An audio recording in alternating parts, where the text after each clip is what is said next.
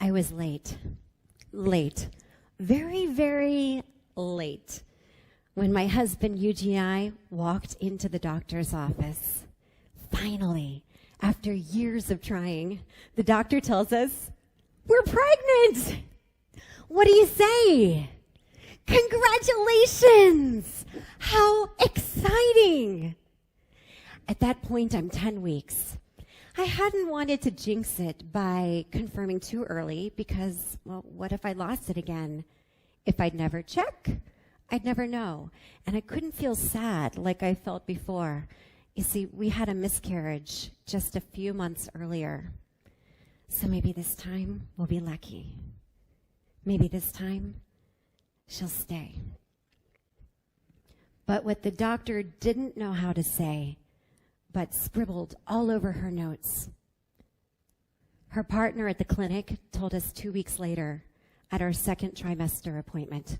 Shouldn't tell you? It's written right here. This fetus is unviable. Your baby won't make it full term. And so I wait, carrying a dead fetus for 5 more weeks. I'm halfway through a pregnancy when I officially lose our baby. No congratulations. What do you say then to a woman suffering the devastating loss of a baby at any stage of pregnancy? Miscarriage is much more common than we tend to think. Statistics show 1 out of 4 women miscarry. 1 out of 4. I'm not going to talk about how to heal or how to grieve. I haven't figured that out. And I'm not a therapist. So I'll come at it from my area of expertise. I'm a communications practitioner. As you may know from my last TEDx talk, I believe listening is love. And there's a movement telling women to stop being silent about miscarriage. Why is that? Is it by speaking about it that we can break the feelings of shame? Can it help us heal? I wonder. As a practitioner of communications, I practiced having this difficult conversation. When someone asks me, "Do you have kids?" I'd say, "No. We lost our baby. Again." Over dozens of conversations that went from the casual to the serious in an instant, I discovered the stop being silent theory doesn't work. Whenever I'd reveal to someone that I'd miscarried, I'd get just a variety of well-meaning but not so helpful platitudes. Things like, "Oh, it's because you're so active." Or a couple of family friends at church on 2 totally different occasions said to me, "Oh, it's God's will. You know, in the Bible, Sarah gave birth to her first baby when she was 90 years old. You're only 42. You have 48 more years." To things like, "Whose fault was it? Yours or your husband's?" I realized it's not just about women choosing to speak up. It's a painful and unfair conversation for both the grief-stricken mother and the listener. We can't just push our pain on people unprepared. It's like handing someone a hot iron skillet barehanded. Without an oven mitt or tools to handle it, they get all flustered and drop it because it's hot. It all boils down to communication. Communication is a gift between both the speaker and the listener. Lightening the load for the speaker and taking the pressure off the listener by giving them the tools. We need to learn how to have a better dialogue. The academic in me just had to go out and do some research on this. And I'm thankful to the over 600 women around the world who shared their stories of loss and on how can we have a better conversation about miscarriage. What words caused them more pain? What did they need? I hope these ideas help to create a conversation with more empathy. As shame researcher Dr. Brene Brown says, if we can share our story with someone who responds with empathy and understanding, shame can't survive. You know, out of those 600 women, only one felt truly supported by her friends and family without any accidental or unintentional words causing pain. One out of 600. Just know that there are so many well-meaning but not so helpful platitudes that people say. And please, for those grieving the loss of a baby's sake, here's a brief list of 5 things not to say. Everything happens for a reason. It's for the best. There must be something you need to learn from this. It happens all the time. You can keep on trying. Never give up. It was God's will. God has a plan. God needed another angel. At least. At least it was early on. At least it wasn't a real baby. At least you know you can get pregnant. At least you have this list of platitudes, and now you can say something else. You see, while we're trying to think of something comforting to say, sometimes we end up hurting people instead. And it's not about trying to make the hurt go away. You can just hold the rope while I go into the cave. I need to go there. And it doesn't help for you to come with me. Just to know that I'm not alone. And you can pull the rope when I'm ready to come back out. When we're in a state of, I'm just trying to find the right thing to say, we end up holding our breaths.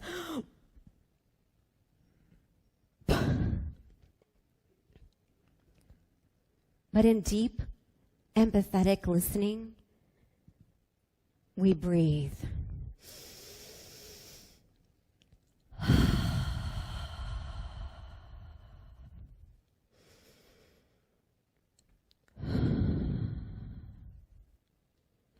Before we even say a word. Here's some ways to have a conversation with more empathy. And just know that there's not one phrase that you just copy and paste because every woman is different. A lot of women felt comfort hearing something along the lines of, I'm so sorry.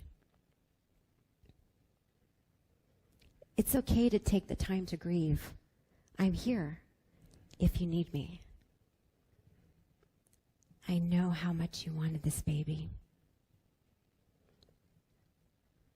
Or just be completely honest and say, I don't really know what to say. Just acknowledge it. My friend Matt asked the best question when someone's in pain, and he asked me this. He said, Soness, how are you dealing with that? Wow. No one's ever asked me that before. How are you dealing with that? It's not, how are you? I'm fine, thank you. End of conversation. How are you dealing with that? Opens up the space to express or not express. It's like saying, I'm here for you if you want to talk. I can hold you in any state you're in with only acceptance and no judgment. My neighbor Aki, She did the most unusual thing when I told her about our baby. She didn't say a word. She just reached out her arms and hugged me. The embrace was endless. I have no idea how long she held me for. And we both cried. No words.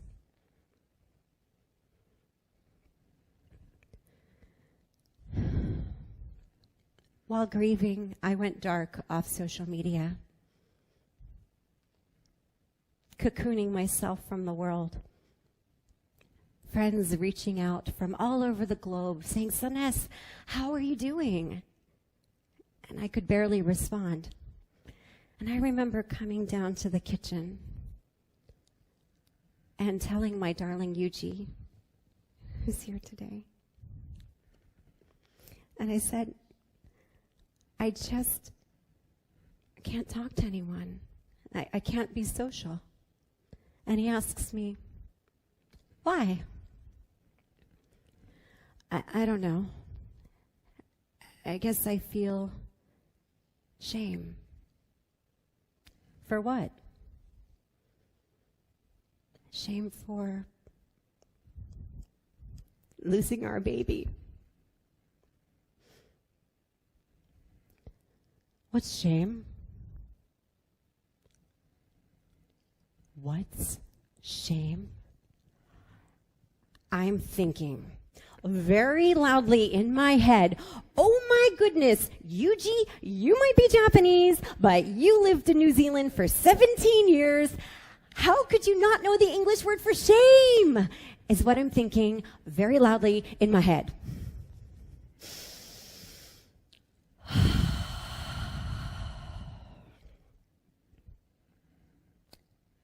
Well, shame means you feel like you did something wrong. Like there's something wrong with me. Did you? Huh? Did you do something wrong? Like, do you feel like you intentionally hurt the baby? No. Then what is it? I just feel really, really sad. Then just be sad. And I was. In that moment, I felt the love, compassion, and acceptance I'd never experienced before. Without saying another word, I felt heard. Thank you for listening.